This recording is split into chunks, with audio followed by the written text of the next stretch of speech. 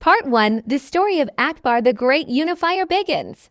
Slowly, sleepily, and slightly chaotically. Hey guys, tonight we're settling into something long, calm, and just a little bit ironic. So go ahead, dim the lights, maybe lie down.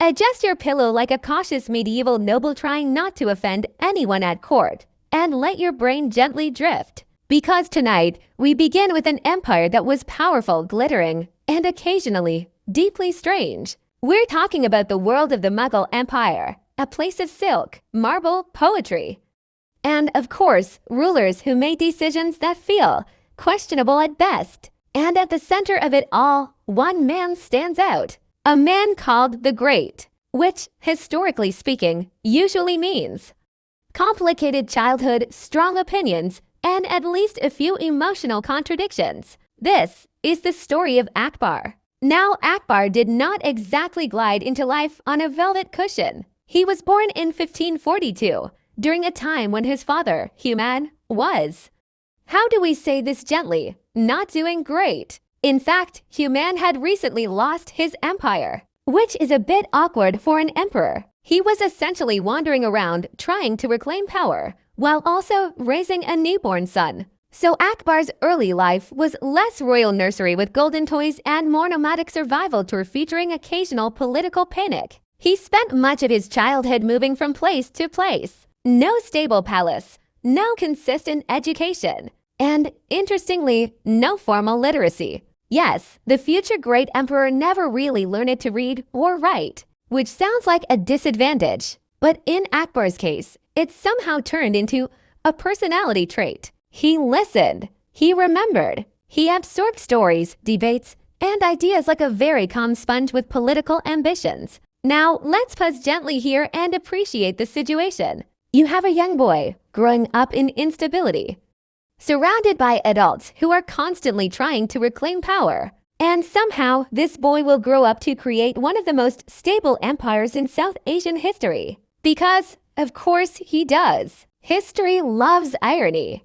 When Akbar was about 13 years old, things escalated quickly. His father, Human, finally managed to regain the throne in Delhi, which must have felt like a victory, a moment of triumph, a fresh start. And then, Human died, very suddenly, after falling down a staircase. Yes, an emperor restored to power, only to be defeated by stairs. It's not dramatic, it's not poetic, it's just deeply inconvenient. So now, at the age of 13, Akbar becomes emperor, a teenager, in charge of a fragile empire, surrounded by ambitious nobles, and probably still processing the fact that his father was just gone. Part 2, the story of Akbar, the weight of greatness, and the quiet cracks beneath it. Alright, settle back in again. Maybe shift your pillow slightly, the way a cautious courtier might adjust their position during a very long royal discussion. And let's drift gently forward. Because by now, Akbar is no longer the uncertain teenager guided by others. He is fully in control, confident, established, and carrying the kind of quiet authority that comes from years of making decisions that affect millions of people. No pressure, of course. The empire around him is thriving. The Mughal Empire has expanded across much of the Indian subcontinent. Trade is flowing. Cities are growing. And the imperial court has become something of a cultural magnet. Poets, artists, scholars, all gathering under Akbar's patronage. It's a golden age. Or at least, it looks like one from a comfortable distance. Because, as always, when things appear calm,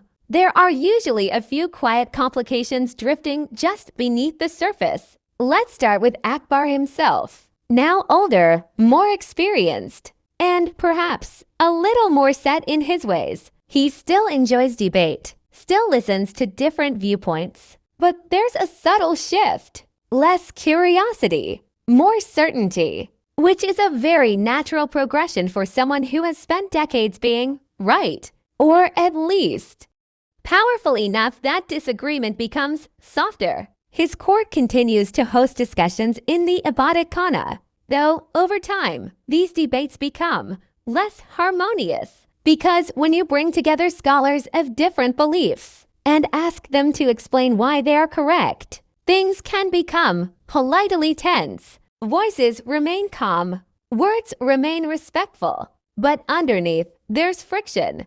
Akbar, observing all of this, becomes increasingly convinced that no single religion has all the answers, which leads him further into his personal spiritual experiment. Deny Ilahi, a blend of ideas, ethics over ritual, loyalty over doctrine, a belief system that is difficult to define, and even more difficult to follow. Not many people actually adopt it, which is not surprising, because creating a new religion is ambitious, and most people tend to stick with what they already know, especially when their existing beliefs come with centuries of tradition. Still, Akbar seems content, or at least quietly determined. He's less concerned with popularity and more focused on what he believes is right, which, again, is admirable and also occasionally isolating. Now, let's gently drift toward his personal life, because emperors, despite all the power and ceremony, still have families, and families tend to be complicated. Akbar had several wives, political alliances, strategic marriages, and among them, one figure stands out. Maryam-uz-Zamani, often associated with the Rajput princess he married early in his reign. She held significant influence in the court. Respected.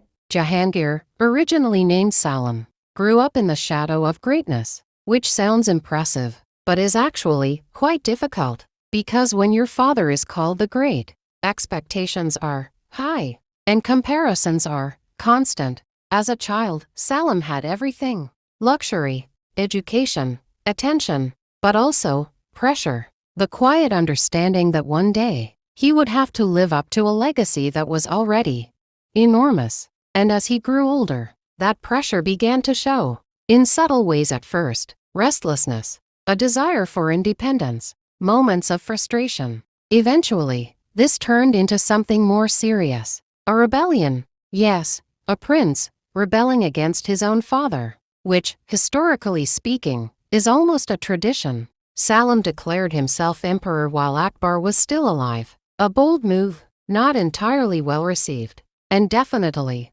awkward for family dinners. Now, Akbar could have responded harshly. Many rulers would have: swift punishment, clear consequences. But instead, he hesitated, because this wasn't just a political rival. This was his son. So the conflict lingered, not fully resolved, not entirely ignored, just existing in that uncomfortable space between authority and affection. And this is where Akbar's story becomes quietly human, because for all his achievements, all his wisdom, all his efforts to unify a vast empire, he couldn't fully control his own family. Let's pause there for a moment. An emperor who managed religious harmony, administrative reform, military expansion, and yet struggled with his relationship with his son.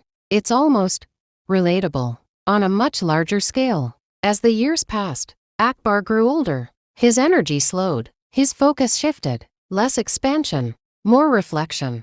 He spent time consolidating the empire, ensuring stability, trying, perhaps, to prepare for what would come next. Because even the most powerful rulers eventually have to consider what happens after them. And that question was not entirely comforting, because while the empire was strong, the transition of power was uncertain. Salam, still complicated, still carrying his own ambitions and frustrations, was the heir, but not an easy one. Akbar's final years were marked by this quiet tension, not dramatic, not explosive, just persistent, like a low hum in the background of an otherwise peaceful scene. And then, in 1605, Akbar's story came to an end, calmly, without spectacle. He left behind an empire that was vast, stable, and, in many ways, remarkable, but also an empire that would now pass into the hands of someone very different. Jahangir would take the throne, and with him, a new chapter would begin, one shaped not just by Akbar,